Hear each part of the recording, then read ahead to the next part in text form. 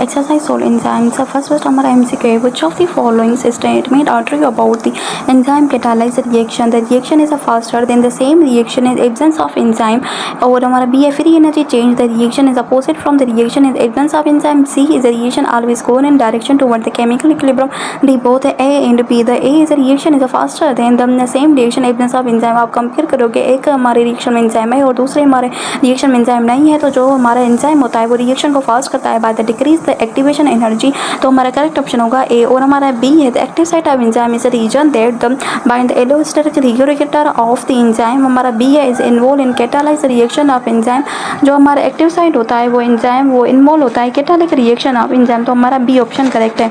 According to induced hypothesis of enzyme catalysis which of the following is correct. जो हमारा induced first हमारा lock key model आया था। जो लॉ की मॉडल आया था वो हमारा कह रहा था जो हमारा हर एक एंजाइम के स्पेसिफिक सबस्ट्रेट होते हैं, हर एक लॉग होता है उसकी स्पेसिफिक की होती है। फिर हमारा है induce fit model. Induce fit model ने बताया जो binding of substrate changes the shape of enzyme active site. जैसे ही सबस्ट्रेट बाइंड होता है एंजाइम से उसकी शेप चेंज करता है, उसी शेप चेंज ही की वजह से एंजाइम सबस्ट्रेट आपस में मिलती है और रिएक्शन कैटालाइज होता है। तो हमारा डी ऑप्शन इसे करेक्ट होगा। और हमारा फोर्थ है the which curve represent the behaviour of enzyme taken from the bacterium that lives in hot springs.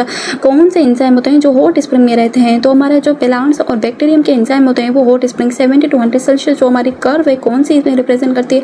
First curve है हमारी 40 और हमारी सेकंड है और हमारी जो थर्ड है हमारी वो बता रही है 70 to 100 जो हमारा हायर टेम्परेचर होता है। तो हमारा इसमें करेक्ट ऑप्शन होगा सी थर्ड ओनली।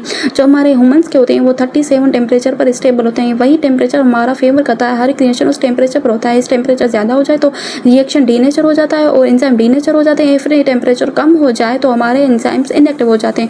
हमारा है increase the substrate concentration of enzymatic reaction could overcome the which of the following। तो इसमें है हमारा इंक्रीज द सबस्ट्रेट कंसंट्रेशन से क्या होता है हमारा the nature of enzyme. B है हमारा एलोस्टेरिक। सी है हमारा कॉम्पिटिटिव इनहिबिशन। कॉम्पिटिटिव इनहिबिशन क्या है बेटा। कॉम्पिटिटिव इनहिबिशन वो होता है जहाँ सबस्ट्रेट आता है, सबस्ट्रेट की जगह पर एक एनालॉग कॉम्पिटिटिव इनहिबिटर होता है जिसकी शेप सेम ही होती है सबस्ट्रेट की, तो इसलिए वो आ जाता है और एंजाइम की शेप को चेंज करता है और रिएक्शन कैटालाइज नहीं होता। इसको हम ओवरकम करने के लिए हम इंक्रीज करते हैं कंसंट्रेशन ऑफ सबस्ट्रेट। जैसे ही कंसंट्रेशन सबस्ट्रेट की ज़्यादा होगी तो इनहिबिटर तो आ ही नहीं सकता, तो सबस्ट्रेट आ जाता है, ऐसे रिएक्शन कैटालाइज होता है। वो हमारा सेवंथ है competitive inhibitor is a block the entry of substrate into the active site of enzyme which of the following properties of active site does primary depend. Active site किस पे depend करती है। A ability of enzyme to form template for bonding no.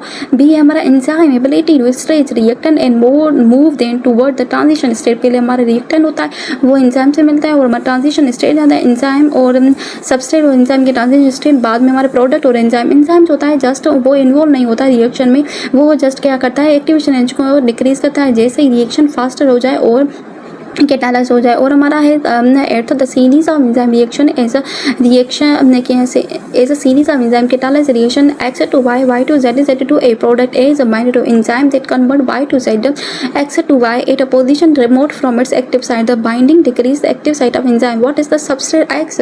Substance जो X है वो हमारा क्या है। एक्स जो हमारा है सबस्ट्रेट है। सी हमारा करेक्ट ऑप्शन होगा। वाई टू जेड हमारा इंटरमीडिएट है और ए हमारा जो है इसका इनहिबिटर है जो इसकी बाइंडिंग और डिक्रीज कर रहा है। और हमारा है at the enzyme if enzyme is added to solution where the substrate and product are then equilibrium। जब सबस्ट्रेट और प्रोडक्ट इक्विलिब्रियम में हो जाए तो हमारी reaction nothing the reaction would at equilibrium. D हमारा करेक्ट होगा। और हमारा नाइन्थ है which of the following is mechanism action of enzyme. They act upon substrate molecule release new substrate they actually increase amount incorrect enzyme directly decrease the amount of energy activation.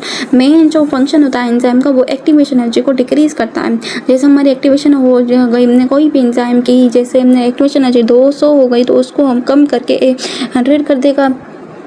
और हमारा last है non competitive inhibitor. Non competitive inhibitor बेटा क्या करता है, ये हमारा allosteric site पर होता है, एलोस्टेरिक साइट पर बाइंड करता है। जैसे एन अदर साइट होती है सबस्ट्रेट की जगह पर नहीं, सबस्ट्रेट की ऐसे क्या होती है जैसे एलोस्टेरिक साइट पर आता है तो सबस्ट्रेट की जो शेप होती है वो चेंज हो जाती है और रिएक्शन कैटालाइज नहीं होता। इसको हम कहते हैं non competitive inhibitor. Thank you.